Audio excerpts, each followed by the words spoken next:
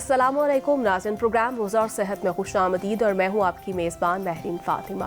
उम्मीद करती हूँ आप खैर वाफ़ियत से होंगे, आपका रमज़ान भी अच्छा जा रहा होगा, खूब इबादत भी आप कर रहे होंगे। और लाहौर न्यूज़ की ख़ुसूसी रमज़ान ट्रांसमिशन में हमारे एक्सपर्ट्स हमारे साथ मौजूद होते हैं, जो कि आपके साथ डिफरेंट रेमेडीज़ और मुफीद मशवरे आपके साथ शेयर किए जाते हैं, उनसे भरपूर आप फ़ायदा भी उठा रहे होंगे। और आज के प्रोग्राम में हम बात करेंगे स्किन के मसाइल को लेकर, बालों के मसाइल को लेकर और किस तरह से आप जो है उनका हल क्या होगा। और इसी पर हम बात करेंगे, हमारे साथ हमारे डॉक्टर मौजूद हैं, डॉक्टर मुदस्सिर साहब, उनसे जान लेते हैं कि अपनी स्किन का किस तरह से हम ख्याल रख सकते हैं। अस्सलाम वालेकुम सर। जी वालेकुम सर, कैसे हैं आप? अल्हम्दुलिल्लाह। सर, बात करेंगे जिस तरह से एस्थेटिक्स में हम देख रहे हैं आजकल बहुत मार्केट में ये चीज़ें बहुत इन हैं, और स्किन को लेकर आजकल तो वो कह रहे हैं कि अब तो बहुत हर चीज़ ही आसान हो गई है और स्किन के ऐसे मसाइल पाए जा रहे हैं। तो अब पहले तो मैं आपसे ये जानूँगी, एक तो लेज़र आजकल बहुत इन है हेयर रिमूवल को लेकर, और क्या वाकई ये वर्थफुल है और ये काम कर रहा है ये? जी डेफिनेटली ये वर्थफुल है और इसके यूजुअली 5 to 6 सेशंस जो है वो पेशेंट्स को रिक्वायर्ड होते हैं। इससे basically even after first 2 sessions जो है वो क्लाइंट आर वेरी सेटिस्फाई कि उनके जो हेयर की जो ग्रोथ है वो काफ़ी हद तक मिनिमम हो जाती है। ठीक है, इसका मतलब हरगिज़ ये नहीं है कि हम परमानेंट हेयर लॉस की तरफ जाएंगे, मतलब कि ड्यूरेशन ऑफ हेयर ग्रोथ जो है वो आपका कम हो जाता है जी। अगर फॉर एग्जांपल, लेकिन परमानेंट तो ख़त्म नहीं होते हैं ना बात, क्योंकि जब भी आप जाते हैं किसी एस्थेटिक क्लिनिक में सबसे पहले वो यही बात करते हैं कि हम हाँ ठीक है आपकी जो मतलब हेयर ग्रोथ है वो कम होगी, लेकिन परमानेंट खत्म नहीं होंगे। अगर फॉर एग्जांपल एक पेशेंट है, उसके लाइक यूजुअली जो हेयर ग्रोथ का साइकिल होता है वो 15 to 30 डेज़ के दरमियान में होता है। जैसे आपने लाइक वैक्स किया, लाइक रेजर से रिमूव किया, तो आफ्टर लाइक 2 वीक्स के बाद वो हेयर ग्रोथ स्टार्ट हो जाती है। लेज़र का ये बेनिफिट होता है कि वो जो ड्यूरेशन ऑफ लेंथ है, टाइम पीरियड, अगर एक क्लाइंट के 2 वीक्स के बाद आ रहे हैं वो शिफ्ट हो जाएंगे 3 वीक्स पे, देन 4 वीक्स पे, और आफ्टर 5 to 6 सेशंस वो इवन के मंथ्स और ईयर्स पे शिफ्ट हो जाते हैं। इस तरह जो है वो कंटिन्यूस लेज़र के सेशंस लेने से एटलीस्ट हम रिकमेंड करते हैं 5 to 6 सेशंस जो है ना वो क्लाइंट ले। उससे ये होता है कि जो हेयर की ग्रोथ है वो काफ़ी हद तक कम हो जाती है और क्लाइंट को यही महसूस होता है कि अब जो है वो उसकी जो हेयर ग्रोथ है वो स्टॉप हो गई है। परमानेंट स्टॉप हम कर नहीं सकते। लेकिन अब मैंने ये भी देखा है, मैं क्योंकि खुद भी मैंने लेज़र करवाया है, तो वो आप जब करवाते हैं आप तो उसके बाद अगर आप छोड़ देते हैं, आपने 4 to 5 मंथ नहीं करवाया, तो फिर दोबारा से बालों की वही ग्रोथ होना शुरू हो जाती है, बल्कि उससे पहले से भी ज़्यादा मोटा बाल आना शुरू हो जाता है। इसके पीछे क्या रीज़न है? इसके पीछे रीज़न ये है, मैंने आपको पहले भी कहा है, लाइक जो परमानेंट हम हेयर को लाइक रिमूव नहीं कर सकते। हेयर के बेसिकली हम लेज़र के थ्रू हेयर फॉलिकल्स जो जिनको सेल्स कहते हैं हेयर के, उनको हम रिमूव करते हैं। ठीक है, वो स्किन के अंदर काफ़ी डीप होते हैं। लेज़र की इंटेंसिटी और वेवलेंथ हम सेट करके उन हेयर फॉलिकल्स को हम टारगेट करते हैं और उन हेयर फॉलिकल्स को हम रिमूव करते हैं।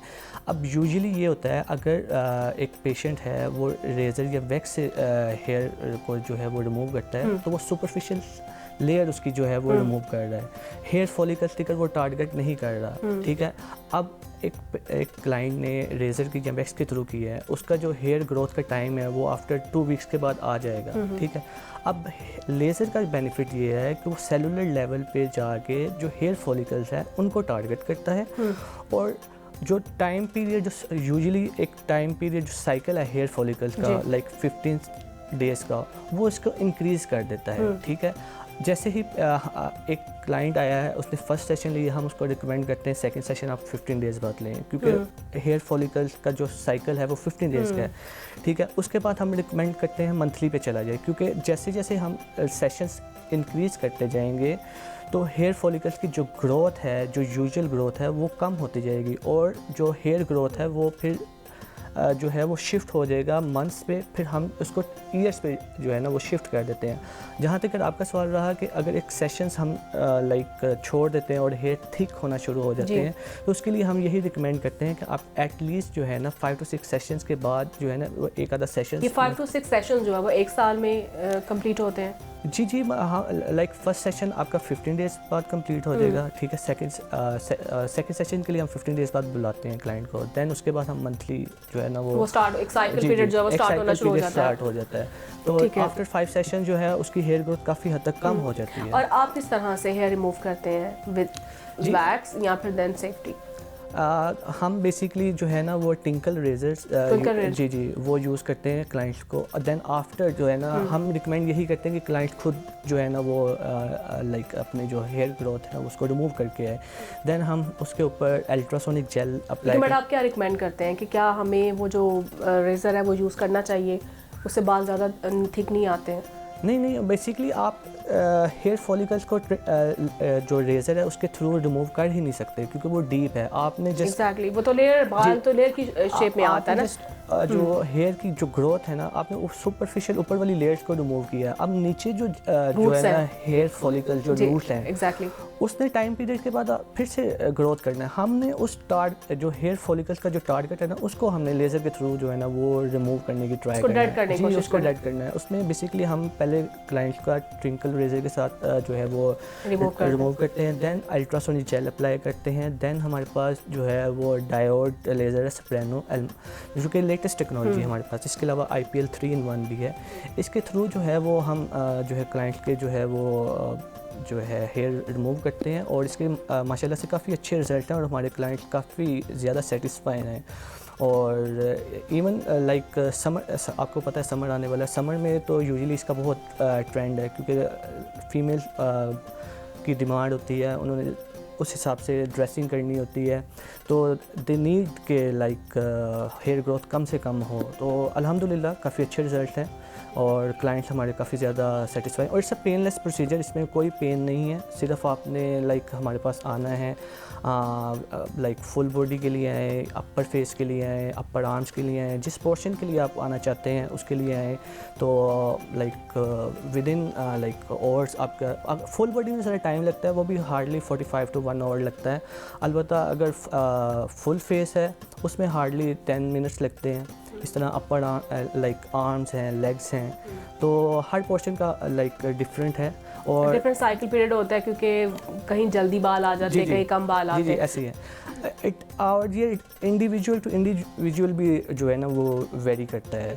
ठीक है, फॉर एग्जांपल अगर लाइक कुछ एक तो हेयर की जो थिकनेस है उस पर डिपेंड करता है और एक आपकी जो स्किन की कलर का टोन है उस पर डिपेंड करता है। ठीक है, फॉर एग्जांपल अगर किसी की स्किन लाइट है और उसके हेयर जो है वो थिक है तो हमें लेस इंटेंसिटी वाली लेज़र यूज़ करनी पड़ेगी। सेंसिटिविटी को मद्देनजर रखना पड़ता है। अब बेसिकली हमने 5 टाइप्स की स्किन टोन होती है और उस हिसाब से जो है ना वो हमने अच्छा इसमें भी डिपेंड करता है, फेयर है, डार्क है, exactly. और वो लाइट ब्राउन स्किन है, ये चीज़ें जो ये डिपेंड करती हैं। जी एग्जैक्टली ये डिपेंड करती हैं उसी बेस पे जो है वो। अच्छा जो फेयर टोन की स्किन है तो उस पर जो है वो हेयर रिमूव करना ज़्यादा आसान होता है या मुश्किल होता है?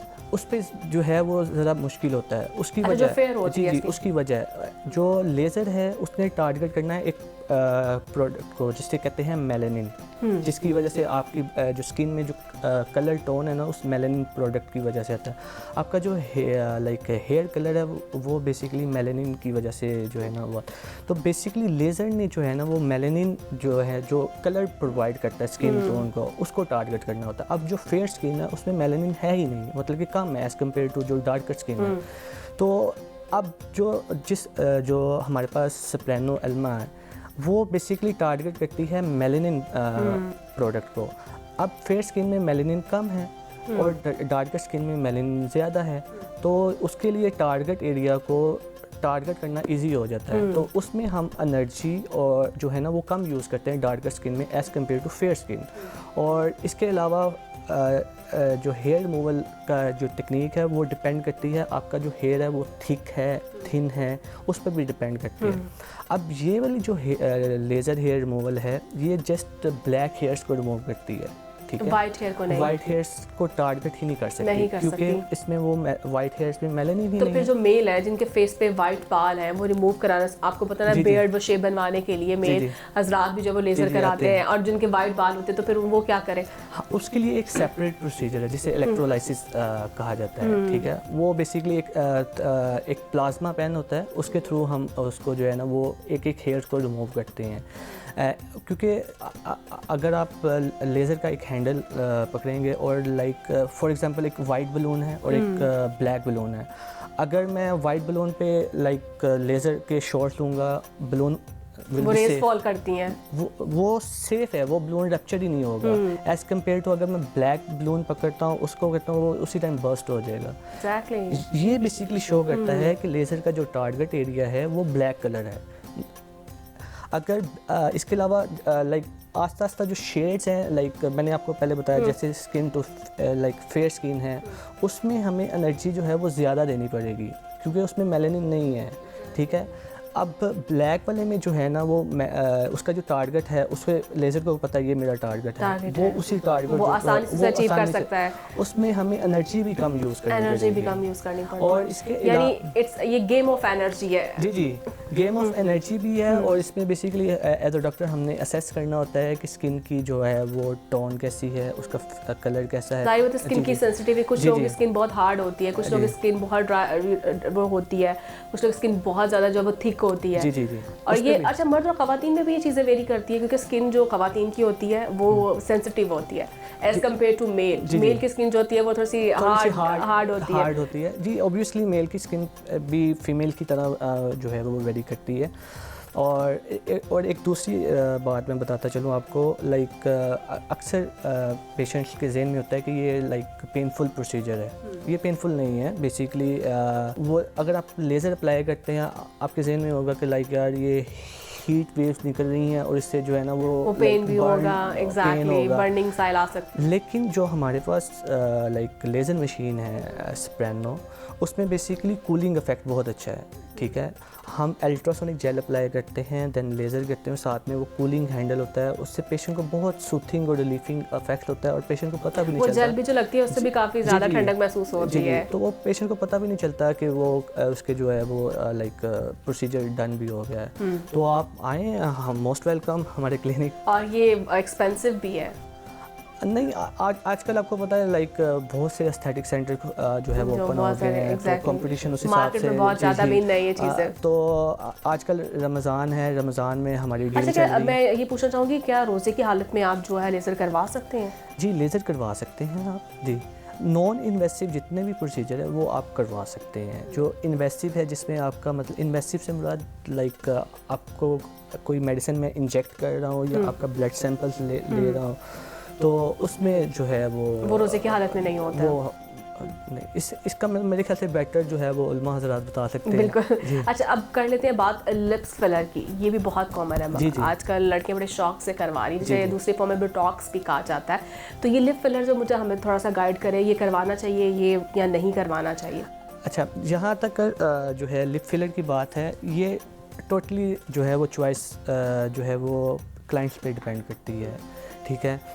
अब मार्केट में डिफरेंट टाइप्स के जो है ना वो लिप्स की कैटेगरी है। कुछ डिमांड करते हैं हमें नेचुरल लुक चाहिए, ज़रा थोड़े से प्लम्पी। जब नेचुरल लुक चाहिए तो फिर अपने होठों को ख़राब कराने की क्या ज़रूरत है? मीन्स कि वो दूसरे सेलिब्रिटीज़ को देखते हैं कि हमें इस टाइप के चाहिए, वी शेप चाहिए, रशियन स्लिट्स चाहिए। इनमें शेप्स भी होती हैं? जी वो जब आप फिल करते हैं ना, हमारे पास एक फिलर होता है जिसे हाइलुरोनिक एसिड का एक फिलर होता है, बेसिकली वो हम इंजेक्ट करते हैं, ठीक है। वो ना सिर्फ आपके लिप्स को वॉल्यूम प्रोवाइड करता है बल्कि वो आपके लिप्स को हाइड्रेट भी रखता है और नेचुरल जो है ना ग्लोसी लुक भी देता है। और उसमें मैंने सुना परमानेंट लिपस्टिक भी लग जाती है। जी वो एक सेपरेट प्रोसीजर है। वो सेपरेट प्रोसीजर है, उस पर भी बात करते हैं, पहले इस पर बात करते हैं। तो ना सिर्फ ये लिप्स के लिए मतलब कि है, इसके अलावा अगर आपने देखा होगा समटाइम्स क्लाइंट्स के ये जो नेज़ोलेबियल फॉल्ट हैं, मुझे आपके भी लगता है मेरी लिपस्टिक कैसी लगाई तो इसके लिए भी हम जो है वो फिलर्स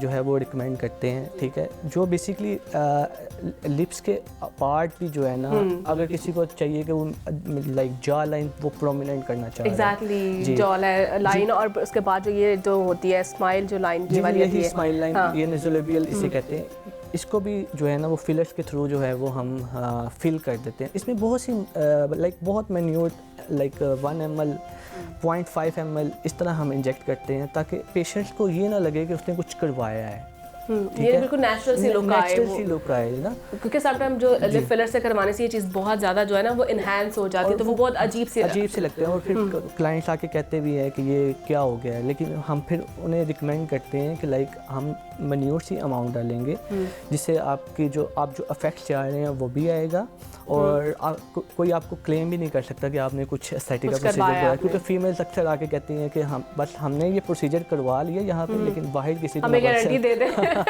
वैसे पहले वाली हालत में आ जाती है। मेरे ऐसी बहुत सी खवातीन देखी हैं जो कॉन्शियस भी होती हैं लेकिन करवाना भी चाहती है। एग्जैक्टली। अच्छा, दूसरा जो लिप टिंट या परमानेंट लिपस्टिक्स के जो है ना वो बात करते हैं, परमानेंट मेकअप जो होता है। जी, परमानेंट मेकअप भी है और एक लिप टिंट भी है। अक्सर जो मेल हजरात हैं जो स्मोकिंग करते हैं उनके लिप्स बहुत ज़्यादा डार्क हो जाते हैं, हाइपर पिगमेंटेड, इवन के कुछ फीमेल्स में although they are not smoking लेकिन वो जो डेली बेसिस पे लिपस्टिक्स बहुत लगाती हैं उसकी वजह से कलर जो है वो थोड़ा सा फेड हो जाता है, ब्लैक पिगमेंटेशन आना शुरू हो जाती है। ठीक है, उसके ना दो जो है प्रोसीजर हम करते हैं। ठीक है, एक बेसिकली कार्बन मास्क होता है, वो हम लिप्स पे अप्लाई करते हैं।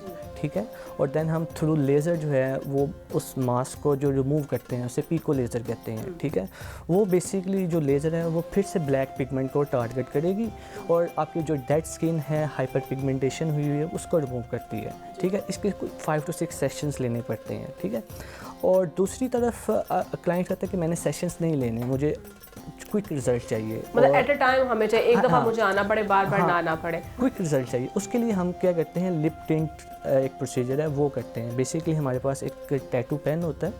ठीक है, उसमें एक लाइक मैन्योर सी सिंगल नीडल होती है। ठीक है, और सबसे पहले हम क्लाइंट को जो है वो नमिंग क्रीम अप्लाई करते हैं ताकि क्लाइंट को जो है ना वो पेन बिल्कुल ना, इट्स अ पेनलेस प्रोसीजर। लेकिन वो जो इंजेक्ट करते हैं तो उसमें तो पेन होती है, इसीलिए तो नमिंग क्रीम अप्लाई कर रहे हैं। उस लाइक नमिंग क्रीम हमने अप्लाई की है, उसके लाइक 30 to 45 मिनट्स बाद हम प्रोसीजर स्टार्ट करते हैं। ठीक है, उससे ये होता है कि नमिंग क्रीम अप्लाई करने के बाद लिप्स आर नम। ठीक है, उन्हें पेन की सेंसेशन फील नहीं होगी। ठीक है, उसके बाद हम क्लाइंट्स को जो है ना वो उसके आगे शेड्स, डिफरेंट शेड्स रख देते हैं कि आपको कौन सा जो है ना वो required, although you need natural pinky lip, और इसमें कलर भी रिक्वायर्ड होता है कि अपनी मर्जी से आप कलर करवा सकते हैं। डिफरेंट शेड्स, जैसे टिंट मार्केट में डिफरेंट अवेलेबल होते हैं। एग्जैक्टली, डिफरेंट शेड्स होते हैं, लेकिन ये मेडिकेटेड शेड्स होते हैं। इसको हम थ्रू सिंगल नीडल जो है टैटू पेन के थ्रू जो है ना बड़ी स्किल से जो है ना वो इंजेक्ट करते हैं लिप्स में, करते हैं, तो उसी टाइम जो है ना वो काफ़ी अच्छे रिजल्ट आते हैं। कल मैंने एक क्लाइंट का अपने क्लिनिक कॉस्मोमेडिक्स जो DHA में लोकेटेड है वहाँ पे एक प्रोसीजर परफॉर्म किया लिप टिंट का, और इंस्टेंटली उसके जो है ना रिजल्ट जो है ना वो माशाल्लाह से आए हैं, और क्लाइंट्स जो है वो। तो इसकी लाइफ कितनी होती है लिप टिंट की? इसके बेसिकली जो है ना लाइफ 6 to 1 year तक इसकी लाइफ चलती है। परमानेंट 6 to 1 year मतलब परमानेंट नहीं होता, जस्ट आप 6 मंथ 1 मंथ में जो है फिर वो नॉर्मल शेप में आना शुरू हो जाते हैं, वो आस्ते आस्ते कलर जो है ना वो फेड होना शुरू हो जाता है। तो इसमें बेसिकली रेड कलर्स भी हैं, डिफरेंट शेड्स हैं हमारे पास, लेकिन ज़्यादातर क्लाइंट जो ब्लैक पिगमेंट के साथ आते हैं दे नीड के हमें जो है ना वो नेचुरल पिंकिश लुक जो है ना वो दी जाए, तो हम फिर ज़्यादा कलर भी नहीं करते, उस हिसाब से हम करते हैं। और बेबी ग्लो क्या होता है? जी, बेसिकली बेबी ग्लो एक परमानेंट मेकअप इसे कहा जाता है। ठीक है, आपको पता है कि females like different shades use करती हैं मेकअप के लिए। तो बेसिकली ये जितने भी प्रोडक्ट्स हैं हम कोरिया और UK से इंपोर्ट करते हैं। ठीक है, और दे आर 100% मेडिकेटेड, और इसका कोई साइड इफ़ेक्ट नहीं है। Basically according to skin tone जो है ना शेड क्लाइंट को दिखाया जाता है कि आप किस कलर का जो है ना किस शेड का आपको जो है ना वो टोन चाहिए, फिर उसके अकॉर्डिंगली इट्स ऐसा सेम प्रोसीजर। ऑब्वियसली बस सब फेयर टोन ही चाहते हैं। जी, ऐसा ही फेयर टोन क्लाइंट्स की टोन। अच्छा, ऐसे भी क्लाइंट आते हैं जो कहते हैं हमें मुझे डार्क टोन चाहिए, ऐसे भी क्लाइंट आते हैं? नहीं, ऐसे तो कोई क्लाइंट नहीं आया पाकिस्तान में रह के, तो कोई भी नहीं ऐसा। एग्जैक्टली, हालांकि जो गोरे हैं वो डार्क टोन को पसंद करते हैं, वो डार्क होना चाहते हैं, लेकिन हम चाहते हैं कि हम फेयर हो। हम गोरे हों। बिल्कुल। इसके साथ ही मुदस्सिर साहब, हमारे प्रोग्राम का जो वक्त है वो ख़त्म हो चुका है। बहुत शुक्रिया, आपने बड़ी अच्छी बातें की हैं, और उम्मीद करती हूँ हमारे नाजरीन जो हैं यकीनन इस पर अमल भी करेंगे और कुछ ना कुछ उन्होंने आपसे सीखा है और आपके क्लिनिक पर भी आएंगे। तो इसके साथ ही मुझे इजाज़त दीजिए, फिर कल आपसे मुलाकात होती है अल्लाह ने के बाद।